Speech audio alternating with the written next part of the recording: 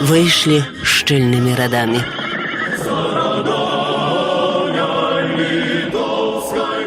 Да 100-й гадавіны Беларускай Народнай Рэспублікі.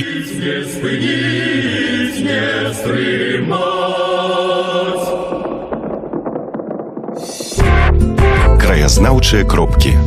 Вітаю, шаноўных слухачоў. У эфіры гучыць перадача «Краязнаўчыя кропкі». Для мікрафона вядучая Воля Сямашка. Запрашаю вас зірнуць на землі Падляшша з новага ракурсу і паблукаць лабірынтамі супольнай гісторыі і культуры. 100 гадоў таму купка людзей, скарыстаўшыся ваенным становішчам, зрабіла спробу выхапіць агмень свабоды з рук імперыі, каб адрадзіць незалежную Беларусь. Большая з іх будзе рэпрэсавана, астатнія будуць вымушаны эміграваць. Сёння мы паспрабуем разабрацца ў феномене Беларускай Народнай Рэспублікі, высветліць, які ўдзел прымала Беласточчына ў гэтай справе, і ўспомнім асобу аднаго з дзячоў таго часу, беларускага педагога і вайскоўца Міколу Дзямідава. Аб гэтым і не толькі напярэдадні слаўнай даты 100годдзя дзяржаўнага ўтварэння БНР пагутарым з прафесарам Олегам Латышонкам.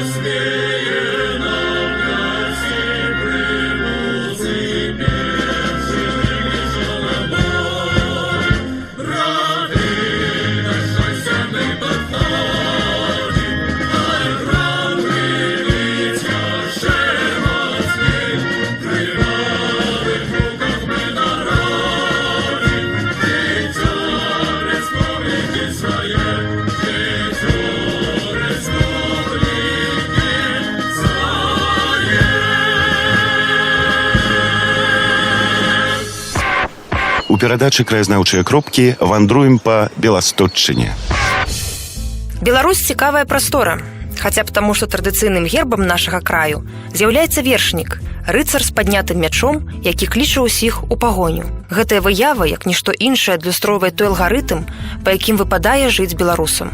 І хоць у вушах рэхам гучыць выраз Уладзіміра Семёновіча Караткевіча аб тым, што паршывы беларускі рамантызм разбіўся аб мясцовы рэалізм, усё ж такі будзем арыентавацца на першы постмадэрнісцкі, і тут з намі пагадзіцца Борхес, раман аб Дон Кіхоце аўтарства Мігеля де Сервантеса. Раман увасабляе ў сабе дыямент сусветнай іроніі, самай высокай этычнай пробы. Гэткая схільнасць да парадыйнасці была выкарыстана і ў наш час, калі карыкатуры з Дон Кіхотам былі найбольш папулярнымі ў прэсе краін савецкага лагеру, у тым ліку і БССР, менавіта пры адлюстраванні крызісу каштоўнасцяў буржуазнай дэмакратыі. Сумны рыцар стаўся палітычным, эканамічным, сацыяльным і культурным феноменам па ўсім свеце, адным з незаўважных, але цэментуючых складнікаў мыслення сучаснага чалавека. Менавіта гэты раман наклаў у 17 стагоддзі адбітак на ўсю далейшую сусветную літаратуру. Нагадаем першасную ідэю рыцарства. Ідальга, адчуўшы выбраны сваёй дамы, Сафіі, бессмяротнай душы, вобраза адвечнай жаноцкасці, павінен скінуць сёдла ўсіх сваіх апанентаў, прымусіць іх служыць даме і такім чынам праверыць правільнасць свайго выбару і ў канчатковым выніку дабіцца самага галоўнага, калі свет перастае быць матэрыяльным і пераходзіць, па словах Ніцшэ, у касмічную, блакітную энергію.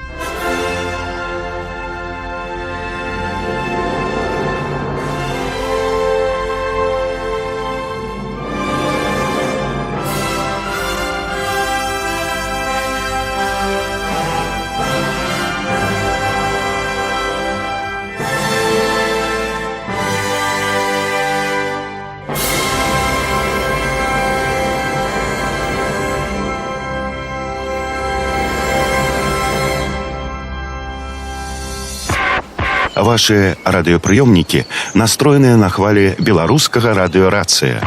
У эфіры гучыць перадача «Краязнаўчыя кропкі». У гісторыі чалавецтва мэта ўсеагульнага пошуку шчасця увасобілася ў вобразе святога Грааля, артефакта, на якім завязана міфатворчасць як сярэднявечча, так і наступных эпох, у тым ліку і нашай. Грааль шукалі рыцары-тампліеры, шукалі рыцары БНР. Грааль семантычна моцная з'ява і уяўляецца па-рознаму: келіх, смагард, кніга. Першапачаткова гэта быў келіх з крывёю Хрыста, які з'явіўся дзякуючы сябру Понція Пілата Іосіфу Арымафейскаму. Іосіф узяў келіх пасля тайнай вячэры, і калі кап'ё Лангіна працянула цела Хрыста, сабраў тую крывю збаўцы свету. Крывя Бога-чалавека валодае рэдкімі якасцямі. Яна не зварочваецца, дае прадбачанне і так званы мандат неба. Пасля Грааль прымаў іншыя формы. Адну з іх нашы рыцары шукалі ў ваенныя часы. Менавіта ў ваеннае ліхалецце і падзенне расійскай імперыі 100 гадоў таму адбылася спроба адбудовы незалежнасці Беларусі і стварэння Беларускай Народнай Рэспублікі. Паказальна, што і саміх дзеячоў БНР у сучаснай публіцыстыцы часцяком называюць рыцарамі. Разбярэмся. Гісторыя БНР успрымаецца як гімн фатуму, гісторыя без пачатку і канца, бясконцы метатэкст з адценнем асуджанасці і фатальнасці, што нагадвае рыцарскі раман. Існуе меркаванне, што Беларуская незалежная рэспубліка была б немажлівай без Першай сусветнай вайны. Прафесар Олег Латышонак разважае разам з намі аб тым, ці была б БНР без вайны да рэвалюцыі. Не было б рэвалюцыі, ведаеце, наогул было б лепш. Але, што зрабіць? Расійскі рэжым, гэты царскі, быў абсалютна ўжо неадэкватны да агульнага становішча, можна так сказаць. Напэўна, былі ў Расіі разумныя людзі, якія перасцерагалі урад царскі і цара перад тым, каб не лезці ў вайну з нікім, паколькі Расія гэтай вайны не вытрымае. Былы міністр унутраных спраў Дурнаво напісаў мемарыял, у якім вылічыў, што калі Расія пачне вайну з Нямецчынай, праз 3 гады выбухне рэвалюцыя і скончыцца панаванне Рамановых. Разумных рэдка слухаюць палітыкі. І трэба сказаць, што я якраз лічу, што намнога лепш было б, каб не было вайны і не было рэвалюцыі. Сёння беларусаў было б 20 мільёнаў, а не 10. Магчыма, была б нейка русифікацыя надалей, але з другого боку, калі б Расія дэмакратызавалася так, як гэта ішло. Вельмі павольны працэс, вельмі цяжкі, але ўсё-ткі я лічу, што мой прадзед, які жыў у царскай Расіі, жыў у больш свабоднай дзяржаве, больш развітай, чым яго нашчадкі. Сённяшнія беларусы, ён быў панам на сваёй гаспадарцы. Калі б сталася якісь суд, то быў суд справядлівы і свабодны, бо Расія была вядомая, што пасля судовай рэформы гэтыя суды былі сапраўды незалежнымі. То не выганяў бы яго з бацькаўшчыны, так як яго сына выгналі. Проста гэта была б зусім іншая краіна. Не ведаю, як было б, ці быў бы БНР, ці не, ale na pewno prosta nie zmarnowane byliby życie milionów ludzi. A my chcemy, że to prosta, tak jak i ciepło na naszych oczach rozlatające krainy szmatnacjonalne. Rosja może i z wojną może być miernym szlachem rozleciała się, tak jak Sowiecki Sojus i w больш sprzyjalnych okolicznościach Białoruś obwieściła niezależność. Пры развагах аб імавернасці з'яўлення Беларускай Народнай Рэспублікі ў 20 стагоддзі варта ўлічваць, што Першая і Другая сусветныя войны былі падобна адной вайной з кароткачасовымі перамір'ямі і мажлівым працягам падчас карыбскага крызісу.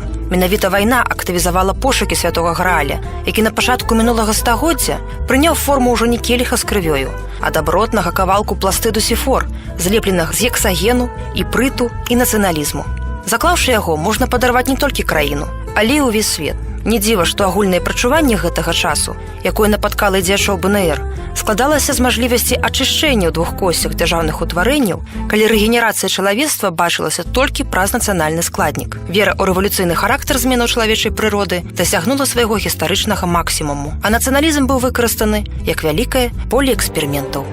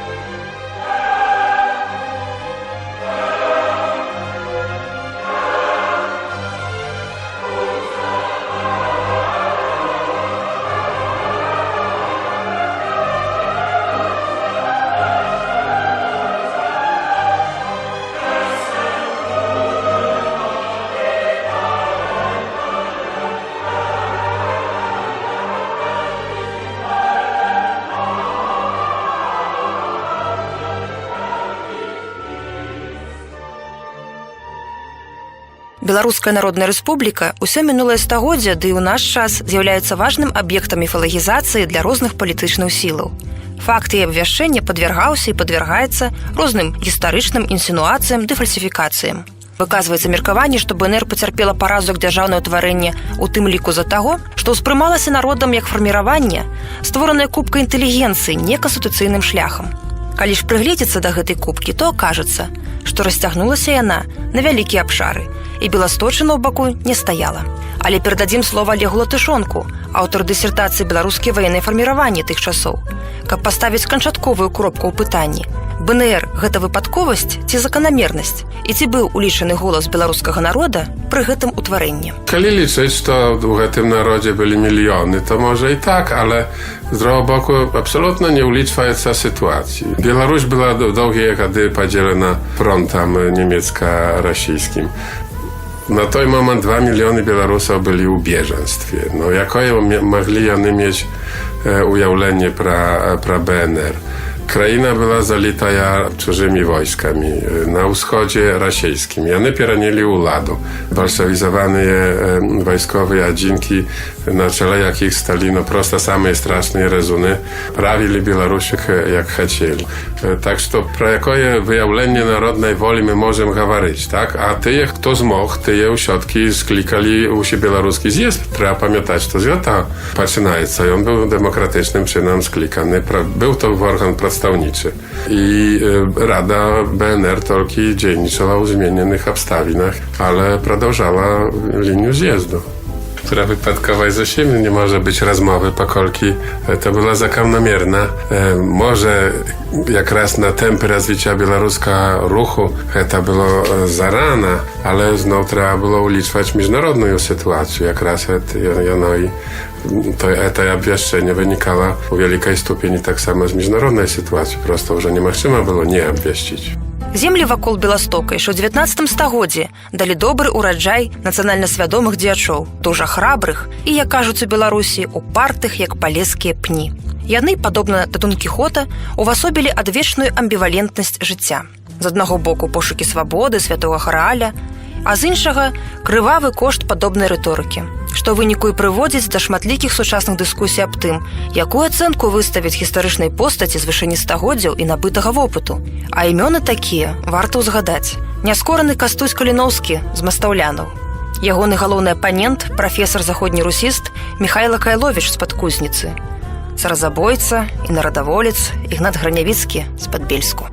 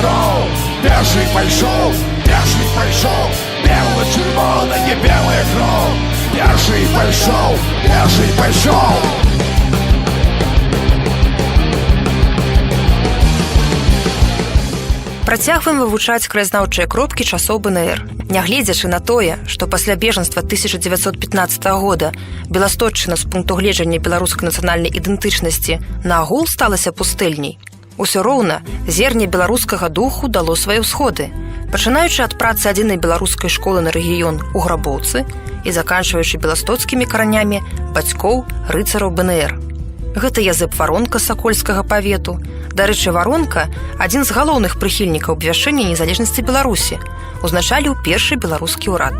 Як расказвае спадар Латышонак, на сакольскай зямлі і цяпер жывуць людзі з прозвішчам Варонка. Нават сустракаюцца сучасныя Язэпы Варонкі.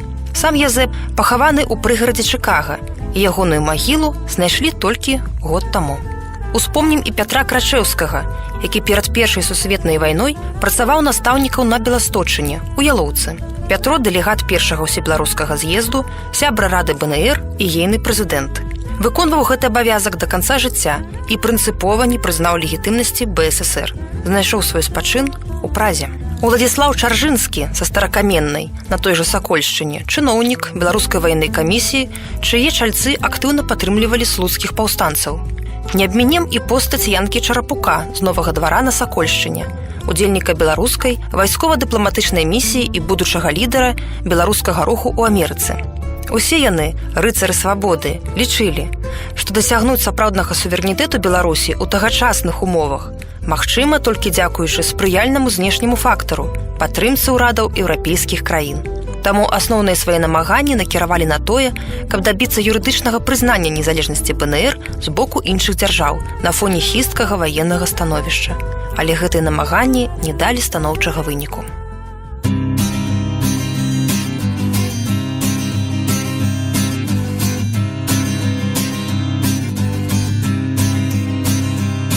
Час скончыўся, вайна ўсіх параўняла. Варшава, Вільня, Рыга, Псков і Гдоў. І хамы сабе маюць генерала. 6 ранаў, 6 фронтоў за 6 гадоў. І хамы сабе маюць генерала. 6 ранаў, 6 фронтоў за 6 гадоў. У рысе дзеляць, як у грудзі цэляць. Край бацькаў раздзіраюць на шматкі. Адзін твой корпус апусцела сцэна. Ідуць на бой палескія палкі. Адзін твой корпус апусцела сцэна. Ідуць на бой палескія палкі. У вёсцы голад, у салонах пышнасць. Бальшавікоў сядзіць у Мінску раць. А на цябе усе пагромы спішуць. З дачкою жыда шлюб не можна браць. А на цябе усе пагромы спішуць. З дачкою жыда шлюб не можна браць. Краязнаўчыя кропкі. Пра дзеяча беларускага нацыянальнага руху, палітыка і вайскоўца Міколу Дзямідава напісана ў Беларусі даволі мала. Хаця сам Мікола Дзямідаў у гісторыі Беларусі заслугоўвае саліднай манаграфіі. Ейнае напісанне адразу сутыкнецца са складаным пытаннем. А дзе ж нарадзіўся наш герой? Маецца гіпотэза, што месцам нараджэння можна лічыць памежны гарадок, у якім штогод ладзіцца фестываль беларускай музыкі «Басовішча». Больш за тое, кажуць, што ён сваяк Кастуся Каліноўскага. А вось паводле гісторыка Алега Латышонка, аўтара пакуль адзінага грунтоўнага даследавання асобы Дзямідава, кіравацца трэба ў іншы бок і смела адмахвацца ад крылатых міфаў. Думаю, у Ломжы, але певненості не маю. На конт його сімейного, його походження є шмат міфів, до яких я сам причинився. Його батько був Станіслав Катнаровський, думаю, Полак. І хутчej за все менавіта Łomżyński, хоча не вдалося мені те сім'ї знайти. А мать была з роду Kalinow, a nie Kalinowski. To mif, jaki придумав, na mój pogląd, sam Dziamidał, bo można było sustrzeć, stoję u presie, jakby stoją emigracyjne, stoją maci z rodu Kalinowskich. Ja znajdę w dokumencie, jasno pisze, ona nazywała się Kalina, a nie Kalinowska, i Kalinowskimi niczego wspólnego nie mieli. Як сапраўдны рыцар, Дзямідаў не толькі не мае дакладнага месца нараджэння і фактычна належыць усяму свету, але да таго ж зведаў лёс сіраты. Бацька рана памёр, і маці, удавеўшы, выйшла замуж за Янку Дзямідава. Айчым усынавіў пасынка і перадаў яму сваё прозвішча. Аднак выхоўвалі хлопчыка ў асноўным дзядуля і бабуля па маці. Пасталеўшы, Мікола Дзямідаў заканчвае Ломжынскую філалагічную мужчынскую гімназію і пераязджае ў легендарную Свіслач, дзе паспяхова здае іспыты ў настаўніцкую семінарыю. Падпрацоўваў на чыгунцы, пасля настаўнічаў. Паралельна заканчвае Беластоцкае рэальнае сярэдняе вучылішча, быў вольным слухачом Варшаўскага універсітэту. З пачаткам Першай сусветнай Міколу Дзямідава прызываюць у расійскае войска, дзе ён уладкоўваецца справаводам гаспадарчай часткі і пры гэтым умудряецца ізноў вучыцца. Дзямідаў наведвае курсы пры Мікалаеўскай ваеннай акадэміі ў Пецярбурзе, а пасля заканчэння тут жа Паўлаўскую ваенную вучэльню.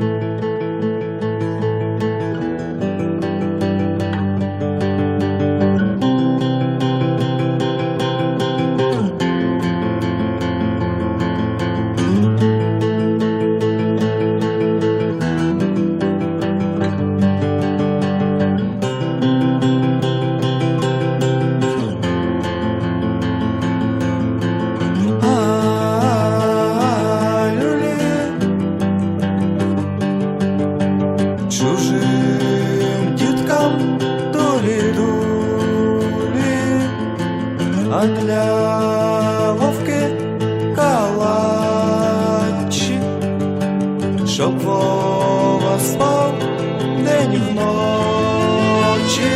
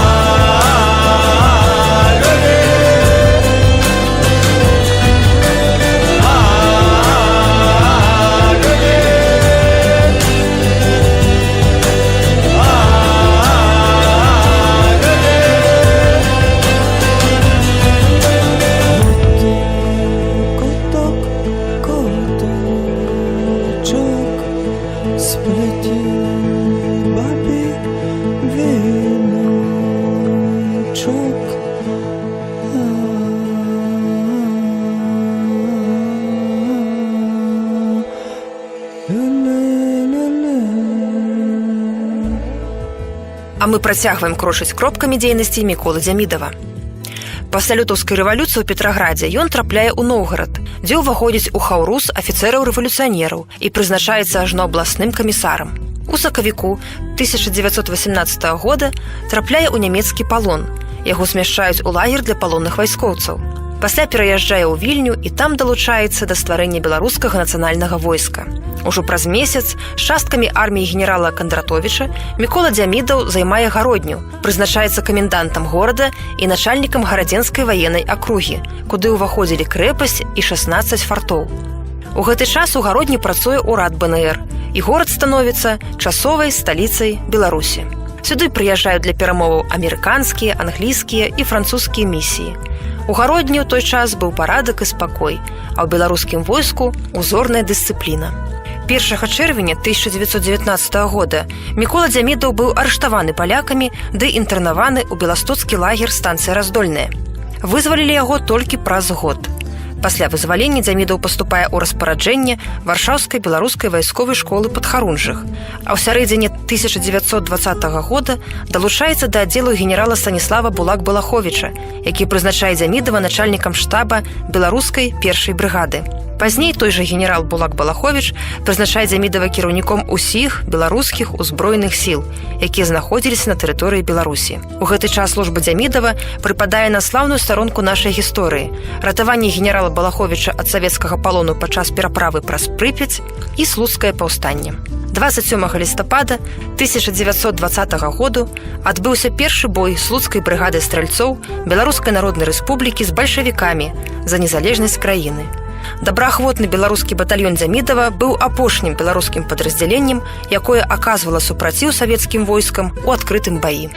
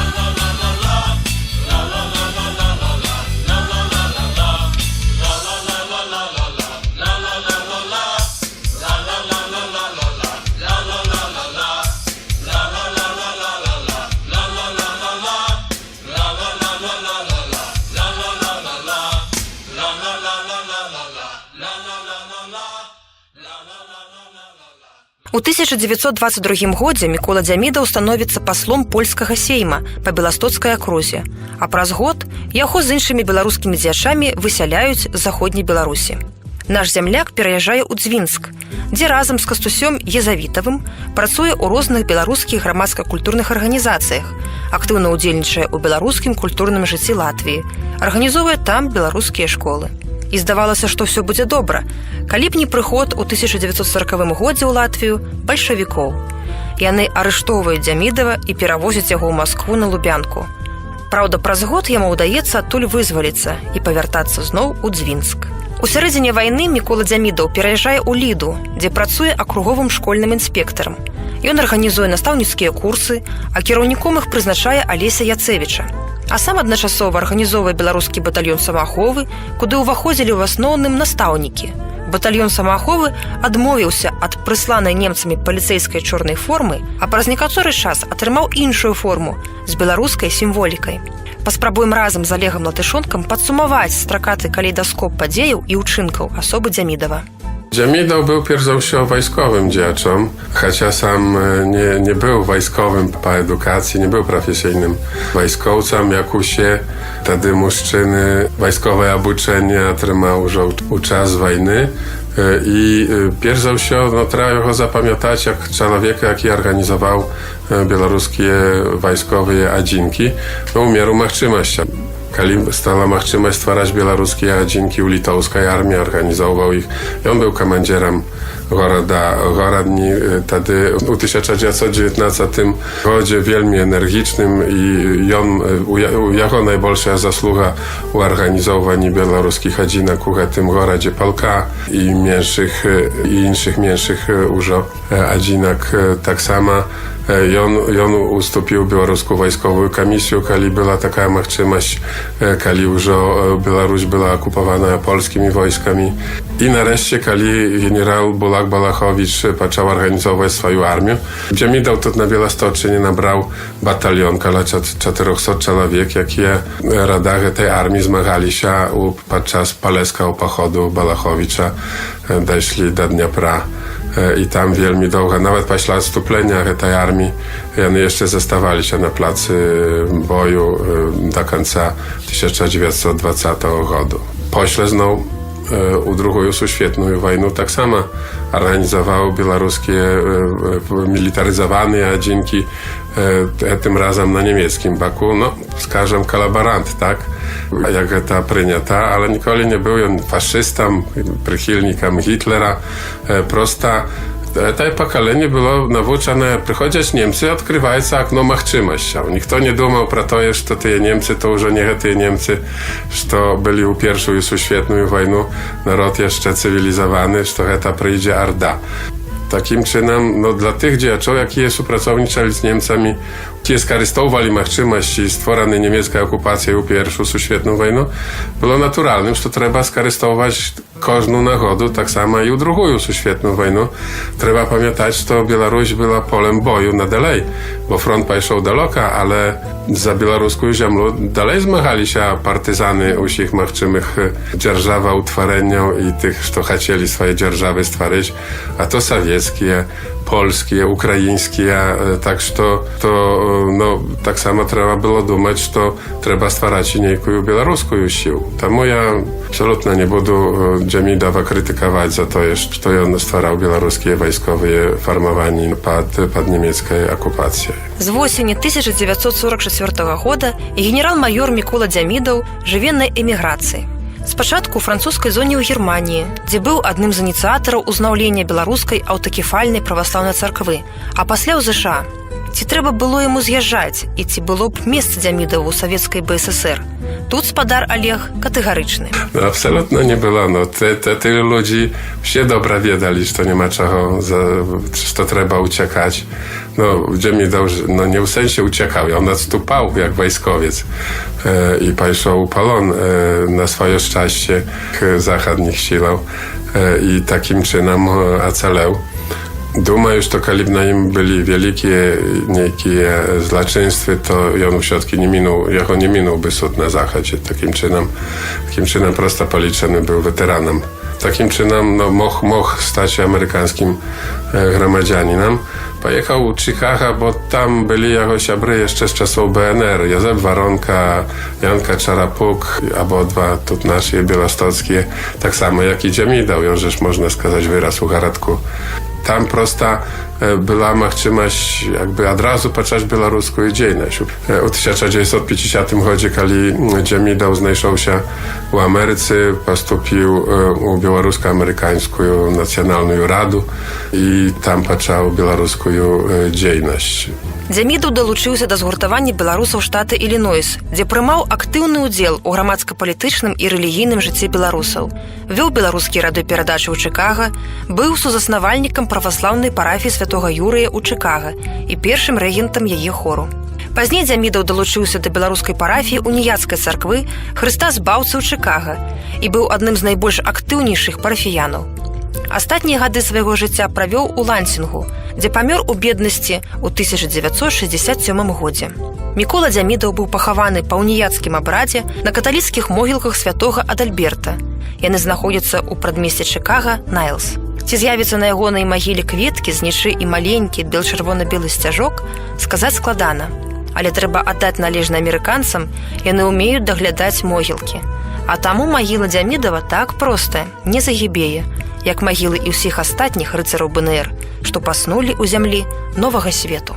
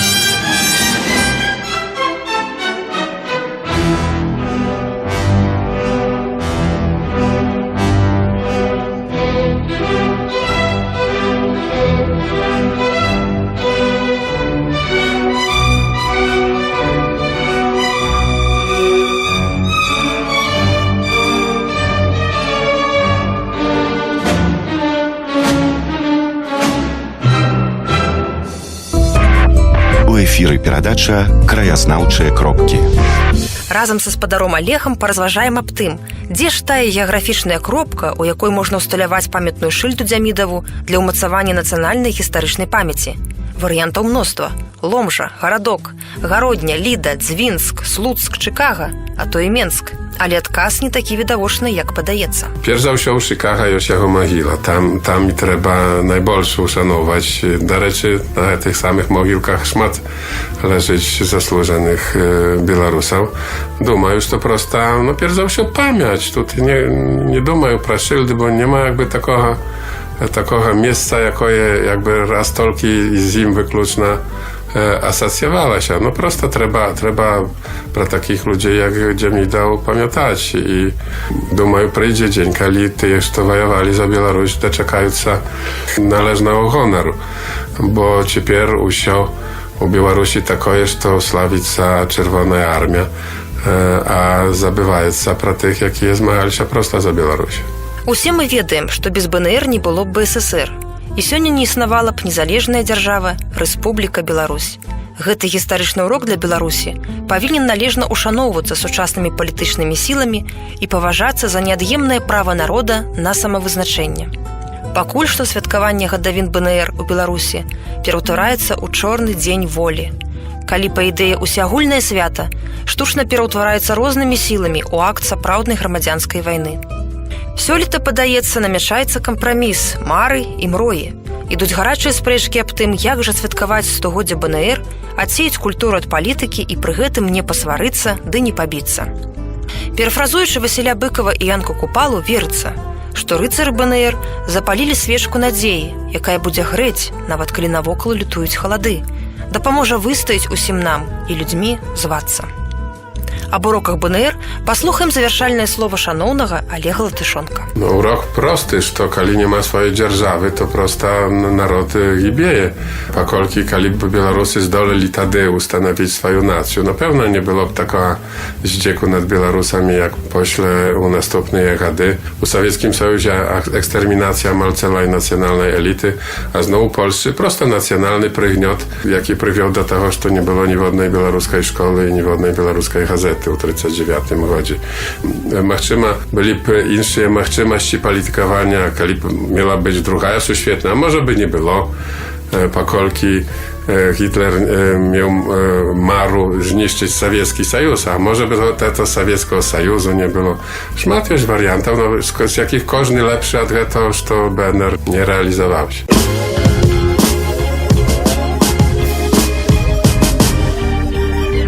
Kogo lubisz, ja jedynuję, a ty mocna, tak, bezmierna, żeby ona nie zaginuje.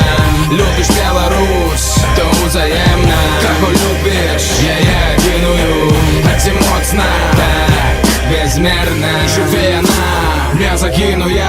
Lubisz Białoruś. Довго мовчав, як промовить нарешті, ходять тривать наперед правду решті. Зрешти чекали на гэта ми, протягли час, не скорили нас на улас, не крочим парнас. І подчас бойки зброя летить високо, ніяких острогов не боїться сокол ніколи. Ми йдем до волі по полі без болю, ми не зважаем на то, що їх значно болей бой. Буде, ведайте, добрі люди, ми не хочем крові, просто дихать на повні груді. Летить погоня, я не стримать уже, нам хопить неволі. Который год пайшов, тут наша земля, яйчина. Гэта тая причина, чому гинем, але перемагаем. І таким чином наше серце, як огонь великой святильни кропка. Яська господар з-под Вільні. Кого любиш, я єдиную, а ти моцна, так, безмірна, живи она, не загинує. Любиш Білорусь, то взаємна. Кого любиш, я єдиную, а ти моцна, так, безмірна, живи она, не загинує. Любиш Білорусь, то взаємна. Оккупация тягнется уже сотни годов. На поготов будь выйсти за своих дядов і знов братов да сестров. Тысячи хочуть вострыми кремнями историю высечь тую, где мы володаем сапраўдным своим, за правду стоим. Ты бачиш той дым густы, а значить полымя буде праз момент листи ідуть і доводять систему до коми. І хто ми відомо, ми дома і з дома нават не перешкода, бо коди в головах у домах. Літери пишуть присягу о святи народі. Бачиш, браття, нас єднають годи і стагодді. Так ідем у громаді, що день до мети ближей. Я бачу чорний тінь, але он становиться менш. Світло виходить сутаренню, понад нами пливе. Покуль живі ми, вона так само живе. Кого любиш, я єдиную, а ти моцна, так, безмірна, живи вона, не загинує. Любиш Білорусь, то взаємна. Кого любиш, я єдиную, а ти моцна, так, безмірна, живи вона, не загинує. Любиш Білорусь, то взаємна.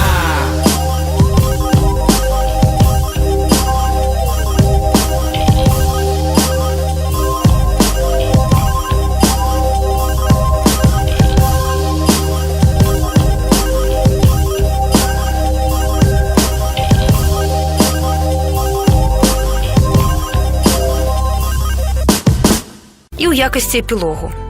Адной з рэчаў, якая спыніла ўсеагульную трагедыю сусветнай вайны, выступіла кніга Барбары Такман «Жнівеньскія пушкі», якую асабіста прачытаў прэзідэнт Кеннеді і якая паўплывала на хуткае згортванне ідэі ўзаемнай ядзернай пагрозы. Аўтарка кнігі была ўпэўнена, што прычынай пачатку Першай сусветнай вайны была чарада трагічных выпадковасцяў. Мы ўжо ведаем, што гэтыя выпадковасці эфектам даміно выклікалі спробы атрымаць свабоду ў розных кропках свету.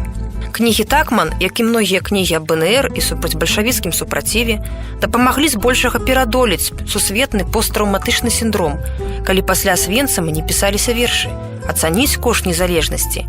І гэта вялікая перамога. Яна дазваляе нам сцвярджаць, што роля святога Грааля паступова перайшла да кніг. Менавіта да іх прыслухоўваюцца больш, калі навокал гучыць і навязваецца мноства меркаванняў. Калі кніг не чытаць, то застаецца толькі бразаць у пустэчу сарматамі, кінжаламі і авангардамі і махаць ядзернымі грыбамі. А сутнасць усё тая ж простая. Для чалавецтва кнігі важнейшая за зброю.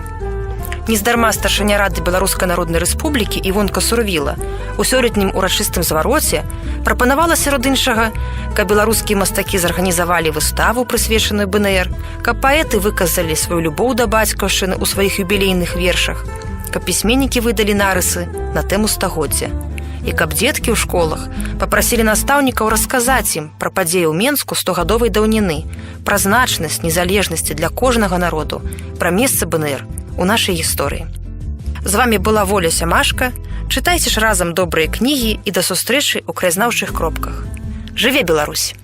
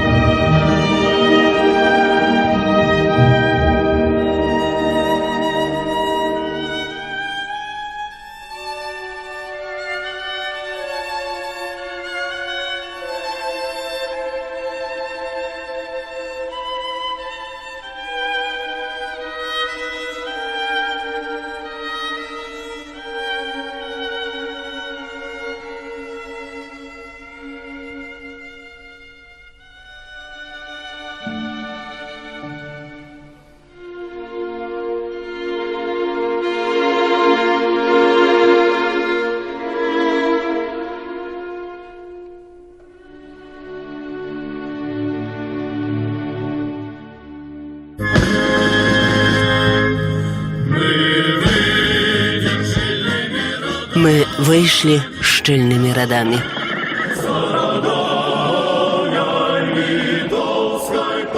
Да 100-й гадавіны Беларускай Народнай Рэспублікі. Не стрымаць